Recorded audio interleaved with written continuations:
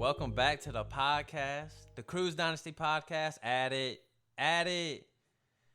Matt Hamm here, and I'm going to talk a little bit of fantasy football. We're going to talk about the fake stuff. Well, maybe some of the real stuff today. But yeah, like I said, add me on Twitter, @Crew Matt Hamm. I got my guy, Jordan Phillips, with me. What's crack-a-lackin'? Nothing much, bro. What up? Man, we've been talking about getting on this podcast for a little while now. What you think, man? You ready? About time we're here. Well, what's it been? A couple months now? Hey, man. We got it worked out now, though. We got everything together. But, yeah, today we just going to talk some rookies again. I know how you like to dive in. You watch college football. You watch NFL. How many fantasy leagues you in? Go ahead and tell the world. Like 97. 97 leagues. See, some people would say that's a problem. We just say fantasy is life. That's fantasy is life. That's why just not? How we do things over here. But yeah, we're gonna talk about some of these rookies that just got drafted. We're gonna actually get into some of their production and talk about some over and unders for your little prop bet gamblers out there. I know I like to gamble a little bit. Jordan, you don't gamble, do you? Not really. But you like to talk about these over and unders and stuff. I'll talk about football all day. So that's all we really do is talk football here at the Cruise Dynasty podcast. So with that said, Drake London, Pac-12 Offensive Player of the Year, goes to the Atlanta Falcons. Drafted number 8, I believe, right? Right overall. First wide receiver off the board. I got a couple over and unders for Drake London, but he's with Atlanta. The opportunity is there. There's no competition. Who they got, really? Besides Pitts? Maybe Edwards is a 2. What about Auden Tate? I feel like he could be a 3 or 4. Maybe a 5. Well, receiving yards, the over and under set 739.5. Oh, so I feel like that's going to be over. You think he's way over? I think he's way over. So he smashes that over. I feel like he gets 800 and 850. You know, I'm usually kind of lower on rookies, but I think with so much opportunity for production, there's just so much. I would say, who else is there? Like, obviously, I hear Brian Edwards is good because I'm like reading stuff and Darren Waller talked about him. Hey, Atlanta's getting a star with this guy. He's hard work on everything, so he may be like a solid 2, maybe 3. But, yeah, so I just think with like the lack of competition, I think he smashes. I mean, what if the over and under was 840? Would you take the over on that? I would take over slightly. Slightly. So I feel like he gets around between like 850 and maybe 900. Okay. If he gets to 1,000, I would love it. We'll be ecstatic. I was actually just watching NFL Total Access today, and they were talking about Drake London. He said they wouldn't be surprised if he got over 1,000, like Kyle Pitts did last year. Okay, yeah. I mean, heck, I don't see why not. I think in my mind though, Kyle Pitts kind of takes a slight step down. But do you think that? I think it's going to take a very just a slight step down yardage wise. But I think his overall like touchdowns and stuff his overall impact on the game. Yeah. Is going to be insane. Okay. Well, what about receiving touchdowns? The over and under set at 4.5. Oh, I feel like he's smashing that too. Agreed. We're both high on. I mean, Drake London before the NFL draft, I probably would have had him 3rd wide receiver overall. But I think with the landing spot, I got him number 1. I think before the draft, I had him at 2. 2. Wide receiver 2. Behind Garrett Wilson? Yeah, behind Garrett Wilson. So, we're definitely both high on Drake London. We're saying hit the over on the yardage and the touchdowns. Hit the over. The opportunity's there. Kyle Pitts is your main competition. Mariota, does he stop him from getting to that point, or you think? I don't think so. I think if the Falcons use him right, agreed. Because especially on the red zone with his basketball background and how many big bodies they've acquired. Yeah. If you look at the Falcons receivers, how many people under 6'2" do we got? Like 3? 3. I think maybe that's 4. about it. Well, I mean, I'm with you. So, what if we see Ritter towards the back half of the year, rookie? I feel like they're gonna try to get that connection going. Go ahead and solidify. I feel like they're already. Like I said, I've been on social media looking around. They're already trying to get that going. Okay, that Ritter to London connection. I feel like that's gonna. It may not be as much this year, but I feel like Ritter's gonna. I feel like at the latest, Ritter's gonna be starting at like week 10 to week 14, 15. Okay, well, shoot, I like it. I can't wait to give him a chance. So if you're looking at Drake London prop bets, me and Jordan, we're saying hit the over, hit the over, hit the over. The opportunity is there. Garrett Wilson. Drafted by the Jets. What, number 10? I think that's right. He was the second wide receiver off the board, right? Yeah, second wide receiver. So he goes to the Jets. He finished his last season at Ohio State, had 13 touchdowns. 6 in his last 6 games, so the upside is definitely there. Upside's definitely there. I mean, NFL-wise, he's like the most... I mean, what about like most... I know I say Chris Olave is most NFL-ready. But Garrett Wilson's he can run some polished routes. Oh, I feel like Garrett Wilson may have been the best route runner in this draft. Yeah, I think that's a possibility. He could have been the best route runner in this draft, and kind of going into the draft. That's kind of who I wanted the Falcons to get. Yeah, well, we was getting mocked to get him. I see Drake, and I thought Drake London was going to go to the Jets. That's what I was thinking. Yeah, I feel like either way. Falcons got a position of need, a receiver. Yeah, and I don't disagree with the pick. So, but the production was there. The only thing is, me and you are obviously both high on Garrett Wilson, but he's with the Jets. He is with the Jets. But the Jets are trending in the right direction. Yeah, they're trending that way, but what if this year's like a total bust? We're looking at bust for a lot of athletes. I don't think it could affect Breece Hall as much, but like Elijah Moore and Garrett Wilson, if Zach Wilson don't perform, these guys are going to see some tough, young... There's also a decent receiving core in there with the Corey Davis if he stays healthy. Yeah. Garrett Wilson's there. Elijah Moore's there. They got C.J. Uzama who came in. Conklin, I think, is up. Tyler Conklin, who was a sneaky little tight end as well. Well, the over and under receiving yards wise for Garrett Wilson is 749.5. So 10 more yards than Drake London. 749.5. I can't deny I might be feeling the under on this one, man. Maybe slightly under. It's close because it depends on, is he the wide receiver 1 or is he the wide receiver 2? I personally think he's definitely the 1. I just don't know what Zach Wilson's going to do. I mean, the talent's there, obviously, but can you get your mind right and make the right decisions, basically? Talent is definitely there. There's talent all across the board offensive-wise for these guys. Oh, yeah, and defensive-wise. But they probably had the best draft of it all. I don't know. Maybe with the draft they had, maybe they start, winning games, momentum. Offense starts running smooth. Maybe he could get to that 749. I think if I was betting, I would just say I'm taking the under. I feel like the Jets will be a threat in that division within like 3-4 years. Okay. So real early stages of a rebuild. Really early. They got their young quarterback last year with Zach Wilson. They're trying to. Robert Saleh's doing what he does and starts building around him, trying to get that talent around him. Agreed. Trying to focus on it, get that defense right. With the Garrett Wilson and the Jermaine Johnson. And you can definitely win games with young weapons, And Jermaine Johnson was a steal of that pick that they got him. They got him late. He should not have been there. He had him as a top 10 pick. Well, right here, the over for Garrett Wilson is 3.5. You taking over on that? For touchdowns? Touchdowns. That's what I'm saying. I'm taking over for touchdowns. Can he get 4 touchdowns? I think he can get 4 touchdowns. I think he can get 5. Touchdown machine at Ohio State. I think he can get 5 or 6 minimum. Yeah. Agreed. Even if the offense struggles, you got to think. Even if the offense struggles, I could see him going one game and getting 3. So I'm thinking yards-wise, me and you both agree we would take the under. But touchdown-wise, 3.5, that seems like a home run to me. That seems like a home run. That seems like he's going to...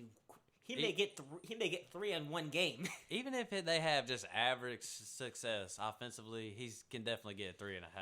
Or he could get 4 touchdowns. He could probably get, like I keep saying, he probably get 2 or 3 in a game. Yeah. So let's move on. Treylon Burks, he goes to Tennessee. They trade A.J. Brown. So this dude is specifically there to fulfill a role. Yes. So definitely, I know he is their own. He's the main guy. Their receiving core right now is their top two is a rookie. Yeah. And somebody who's coming off an ACL tear. Yeah. They traded Robert Woods. I believe Tennessee just gave up a 6th-round pick for him. Yeah. Something real low. It's something you can get a decent player if he stays. He get a really good player if he stays healthy. Yeah. And if he doesn't, you don't lose much. Yeah. So like a 6th-round pick, it's gonna be the developmental guy anyway. So I would think. So to me, it seems like perception of Treylon Burks is this dude's about to eat this year. He is about. I think he's about to explode. He is about to explode. The receiving yards right here is 869.5, so way higher than the last two. 869.5. We're trending towards 900, getting close to 1,000, up in that range. I feel like he could reach that because he's taking over for A.J. Brown, so he's going to. Yeah. They're going to feed him the rock. They're going to try to get him involved early and often. I think I'm pretty high on Treylon Burks. I was kind of convinced, I just did my dynasty rankings. I put Treylon ahead of Garrett Wilson. Not Drake London, I don't think, but I put him ahead of Garrett Wilson. And I say dynasty-wise, I can kind of see that. Yeah, it was only like 2 spots. He's going to have the most production of the rookie receivers, most likely. For this rookie year, or just straight up career wise? I know for sure this year, but for career it's iffy. I think I would lean the under, but not because of Treylon Burks, but because I think Tennessee is just like one Derrick Henry injury away from just blowing the thing up. Like Ryan Tannehill out, bring Malik Willis, bring my boy Malik Willis in because I know him. My dad coached him in high school, so drop to the 3rd round. Drop to the just landed in the Tennessee's lap. Landed in the lap. Like 89. But I think him and Burks would be a nice little combo. I feel like Tennessee would definitely like to roll with that combo. I feel like, especially with Derrick Henry just coming off an injury, and you're not sure how he's going to come back. And he's 28. We're starting to get to that age. Starting to get a little bit older. The load that Derrick Henry has taken on for many years. The load for sure. Getting 300 yards? Yeah. So this dude's, even when he was at Alabama, he was toting that rock the whole way through.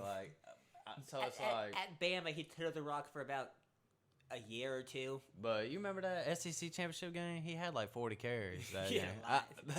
But either way, But then again, they were facing Cincinnati in that first playoff game, and they weren't. Yeah, that's true. Well, that wasn't Derrick Henry. That might have been old Najee. No. You don't think so? Was that Najee?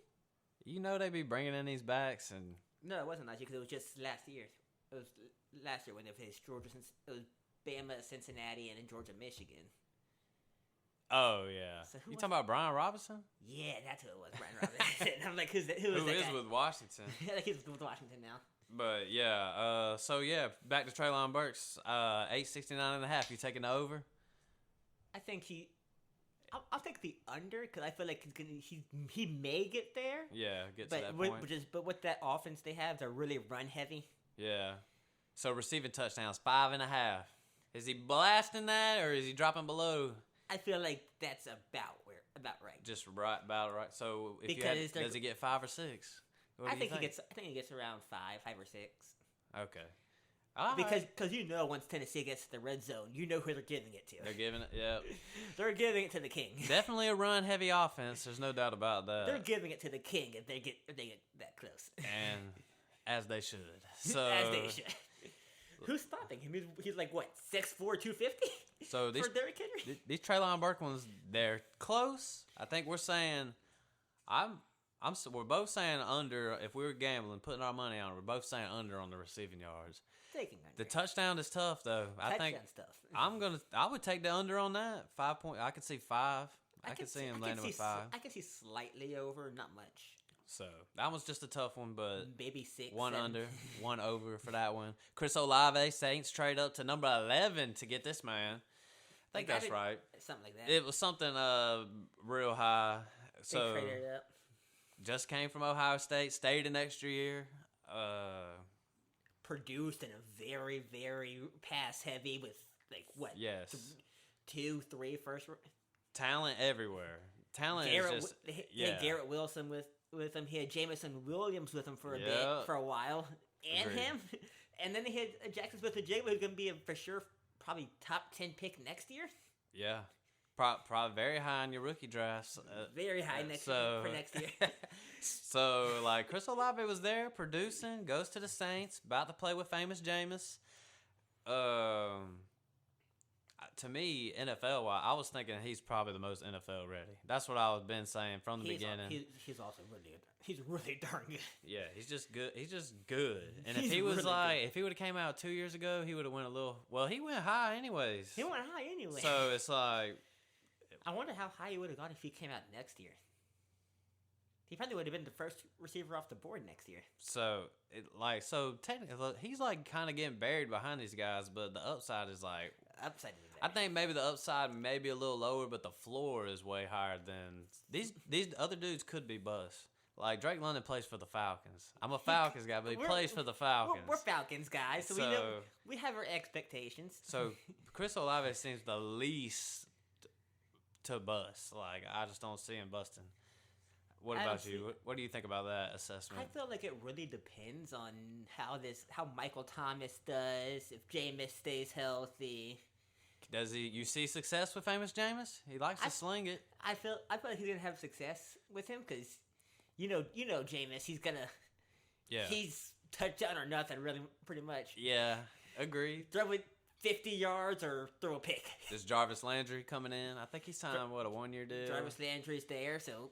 Does that affect it? I feel like it's gonna bring his production down a little bit because Michael Thomas is there right now. Yeah, he's definitely there going into week 1 is what I'm thinking.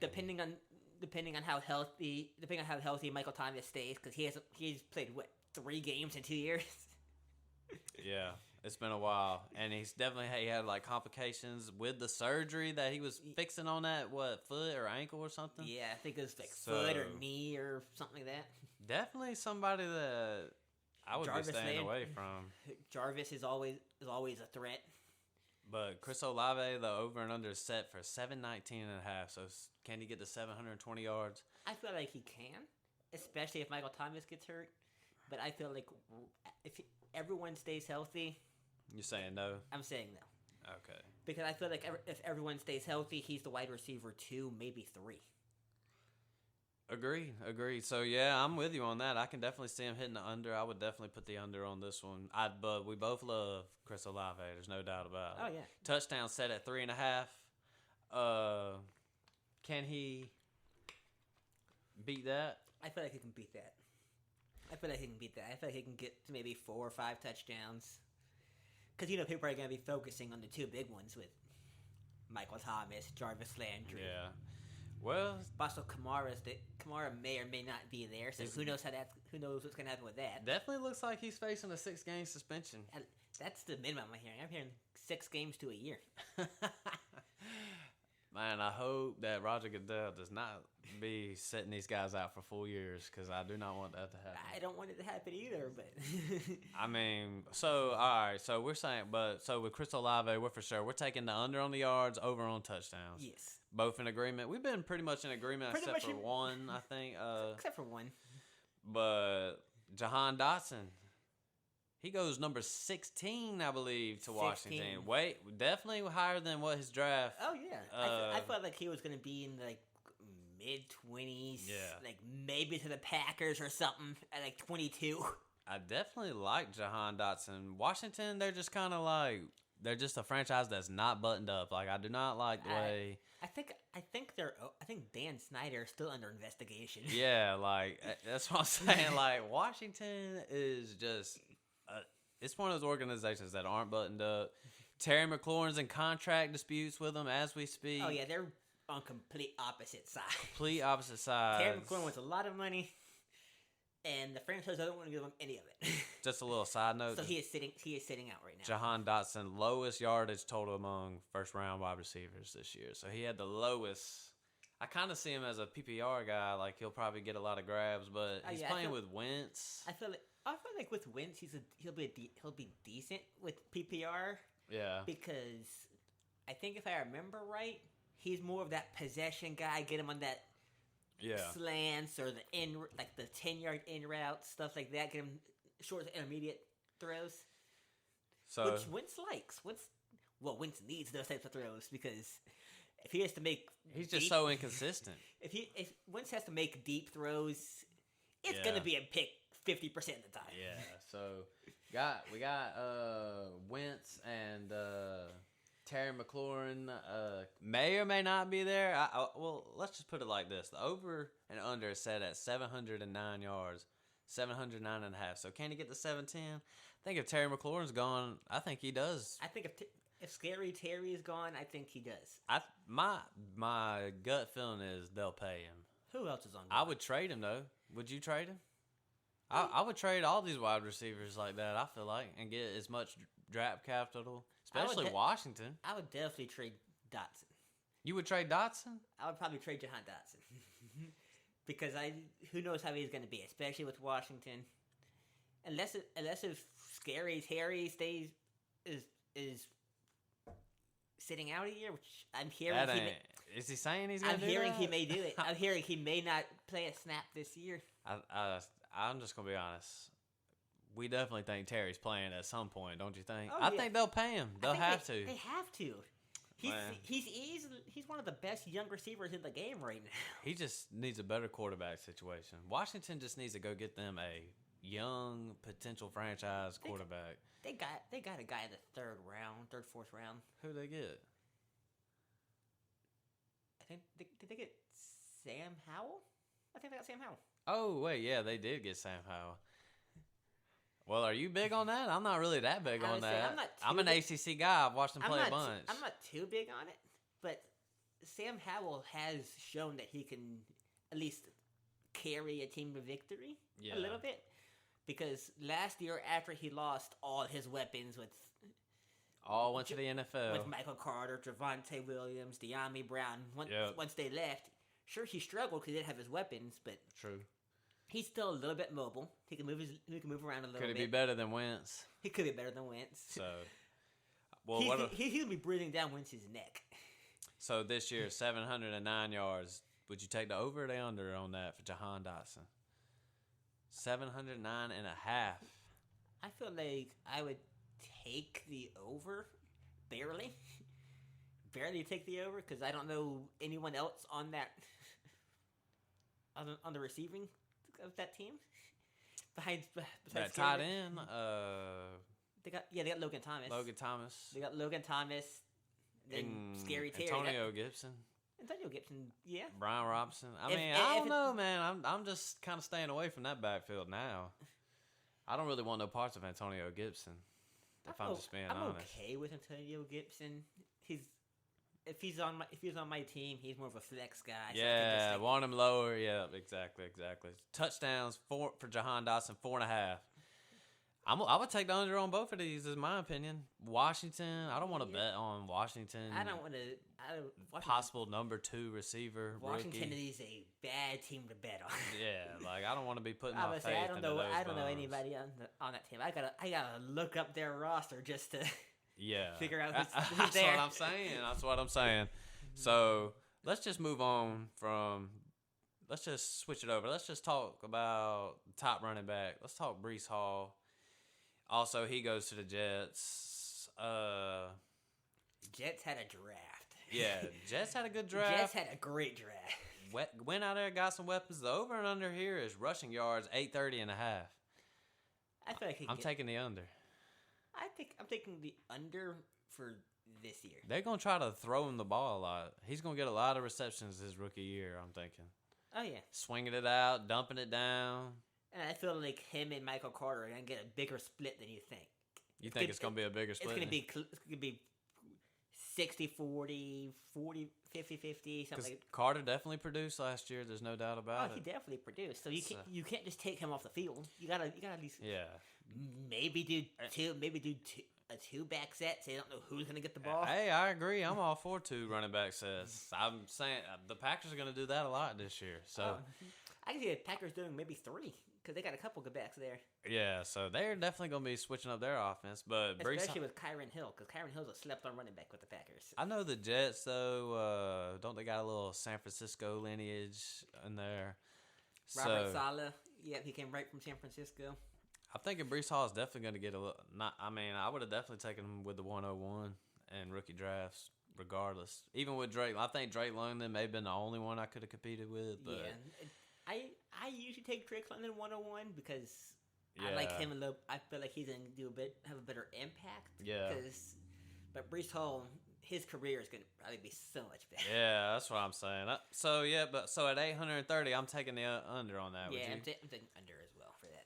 All right, well, let's just move to the next running back who was taken by Seattle, Kenneth Walker. Kenny Walker. And the rushing yards on this one, I don't know if you'll be surprised, but his over and under is 550. 550. I'm smashing that. Way too low. Way too low. I should probably do a little more research. There's no way that's still set at that point. No way he still has 550. I think he's at least getting 800. Okay, because 750 to 800. So Rashard Penny don't scare you off? Not too bad. Not too much. He's always hurt. He's always hurt. I seen which one of those backs in Seattle isn't hurt? Man, I seen a guy on Twitter was saying Rashard Penny's a top 10 running back when he's healthy, and I'm like, when is this guy healthy? He's never healthy.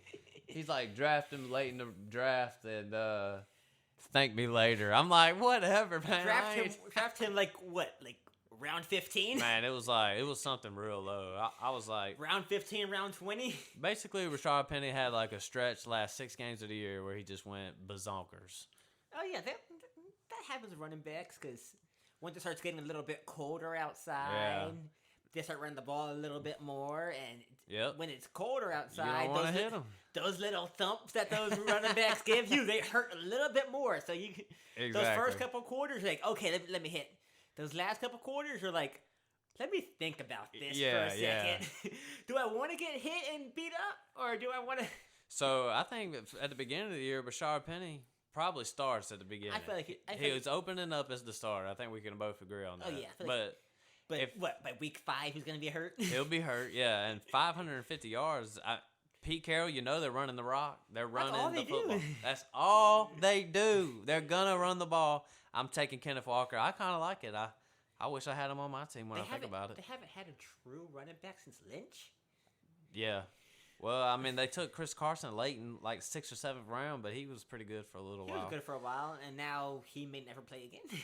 May never play again. Agree. So, but people said that same thing about a couple of quarterbacks that came back. Like Teddy Bridgewater, they said he'd never play again. Oh, yeah, true. Alex Smith, they said he may never play football again. Well, he's done now. Well, he's done now. Came back for a year, though, right? Came back for a year. I was an Alex Maybe Smith 2 guy. years. So, yep. So, we taking the over on Kenneth Walker, smashing it. Smashing the over for yards. Sky Moore goes to Kansas City. And let me just say this. I like the landing spots on these lower wide receivers. They have some pretty good landing spots. I do like Sky Moore's landing spot. He won't replace Tyreek Hill. No. Like, you can't replace Tyreek Hill. He's too good, but he has that same role. I think people are sleeping on Mecole Hardman. I do, too. I feel like he's going to take a step up, too. Yeah. Because initially he was drafted to be Tyreek Hill's replacement because they thought Tyreek Hill was going to go somewhere else in free agency or retire or something. So he was drafted to be Tyreek Hill's replacement back in 2018, 2017, something like that. Andy Reid is quoted saying they found a groove with Mecole Hardman last year towards the end of the season. Oh, yeah. And he definitely had some bigger games. So Mecole Hardman's a threat everywhere. So stash him on your team. I got him on mine. I've kept him on there. I don't have him on mine yet, but So Sky Moore, 680 yards and a half. I feel like he can get it. I think he's going to get it. I feel like he's going to get it. With Pat Mahomes, I think you're going to see a lot of receivers getting work this year for Kansas City. Especially with Pat Mahomes, because Pat Mahomes is a magician back there. Yeah. He'll be running around just like, oh, There's an open guy 50 yards away on the opposite hash. Let me throw it over there. You know, people are a little lower on Mahomes this go round. I know I got him third in my dynasty rankings, but it ain't like I don't think he's just as good as Josh Allen and Herbert. Just his team is his team's a little lower than them's right now. Josh Allen has that high rushing upside too. Oh yeah, but Mahomes can run. He can run. He's definitely mobile. I find it surprising that Jordan Davis ran a faster 40 than him, though. Is that true? Mahomes, big fella. Mahomes ran a 4.8, and Davis ran a 4.78. Yeah. Well, some of these big guys are moving these days. So, Sky Moore, 6'8.5", you're taking the over? I'm taking the over. So, yep, I like that one. Christian Watson, receiving yards, 625.5. Playing with Aaron Rodgers. I think it's going to be slightly under. I don't know what Aaron Rodgers has no choice. He's going to have to change his ways this year. He's going to have to, but I don't. I know it. It's tough. It's going to be. He's going to target the two guys that he's had there for a while, Lazard and Cobb. Agreed. I think because with Rodgers, you got to earn his trust. You got to earn his trust. Plus, I think these running backs are about to see a lot of work. We're going to see a lot of Aaron Jones is going to get a lot of receptions this year. Aaron Jones, A.J. Dillon. I would even throw Kylan Hill in there. They're their third running back. Jordan, I got a friend that says A.J. Dillon has like Javonte Williams, Travis Etienne upside. Do you agree with that? I feel like he could if he was a primary running back. Yeah. If he was running just back, too much of a split. If he was running back one on his team. Yeah. Has that upside. He's big. We're talking. Say if the Falcons brought him in and they could use Cordell Moore at receiver. Yes. And bring him in, I could feel like he can probably do that. Agree. I like A.J. Dillon, so. But yeah, the Packers, they're there. Christian Watson comes in as a rookie. Just played at North Dakota State, right? Or was it South Dakota? North Dakota State. Run heavy. People were hoping that Christian Watson would fall to the Niners. Yeah, well, heck, that would have been nice. Just for that connection.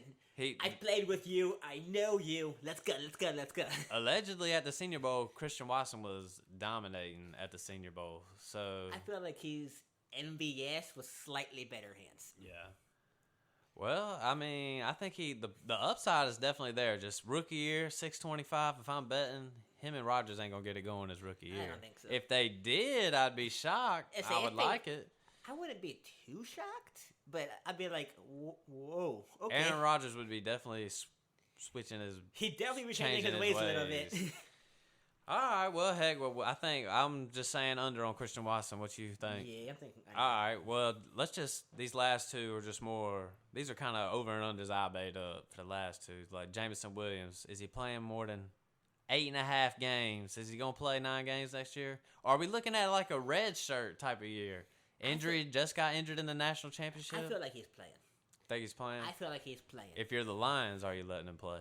Say you're just terrible by, you're week 10, you're 2-7. If I'm the Lions, I'm letting him play to get some experience against these NFL defenses a little bit, so he has that little learning. Yeah. But he's probably the fastest receiver in the draft if he would have ran his 40. Yeah. He said, I think I saw an interview with him where he said he would have broken the all-time 40-yard dash record if he would have ran his 40. Yeah. Well, I mean, he was definitely. If I was doing the eye test, you watch a bunch of college football, I would have definitely said this is the number one receiver. Oh yeah, up until he got hurt. Up until he got hurt, it would have been tough. It was close between some guys. I just feel like I would have went Williams. I feel like with Bama this year, Mechie was their number one until he got hurt. That is true, but you think talent wise, he's better than Jameson Williams? No. I think Mechie is just like another, kind of like a lesser Olave. His floor is a lot higher than other people's floors. Like, Mechie's not going to bust. He's fast and quick. Yeah.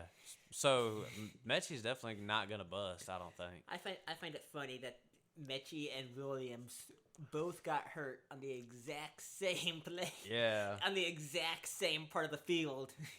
It is wild. It's definitely wild how things on the exact same play, on the exact same part. If you put those two plays side by side together, they are pretty much the exact same. Yeah. So, yep, definitely got banged up in Alabama. If I was Bama, I wouldn't run that play anymore. Nah, heck no. But so you think he's actually playing this year? Plays 9 games at least? You think he plays 9? It's like about half a year, a little over half a year. I feel like he plays 9.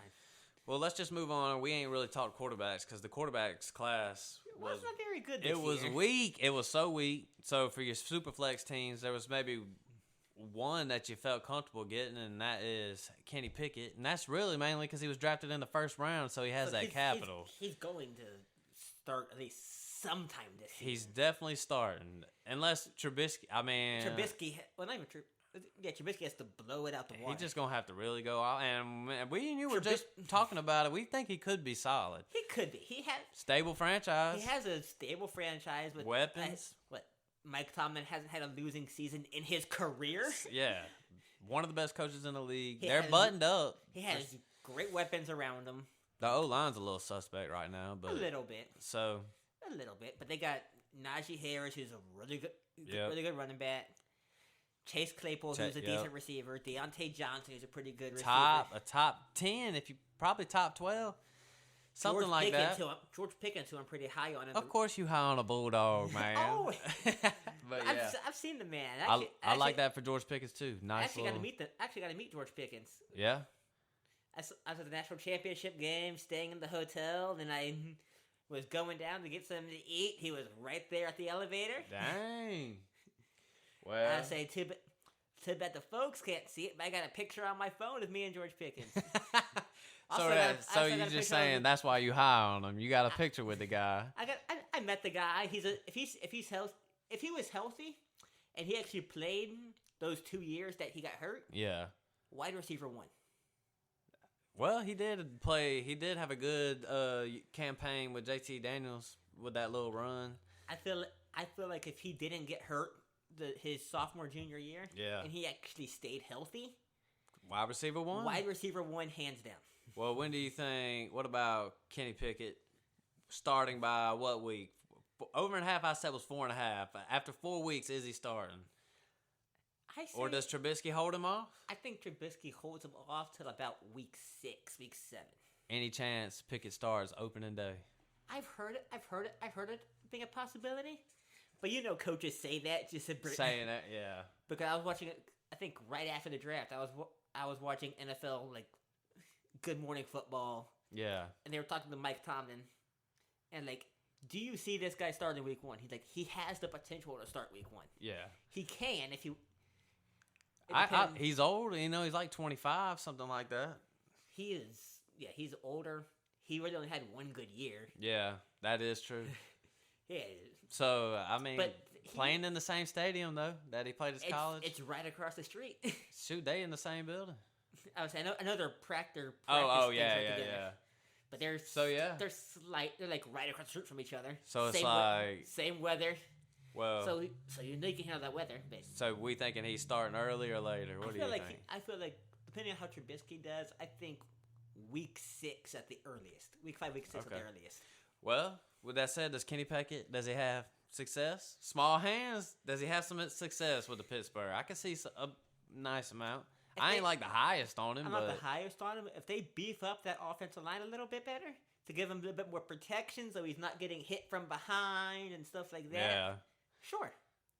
Okay, because he has the weapons around him. He has a pretty darn good receiving core, great running back, great tight end. Got it all. Yeah. Defense is top 3. Organization that's buttoned up. So I like it. Everything's lining up for him.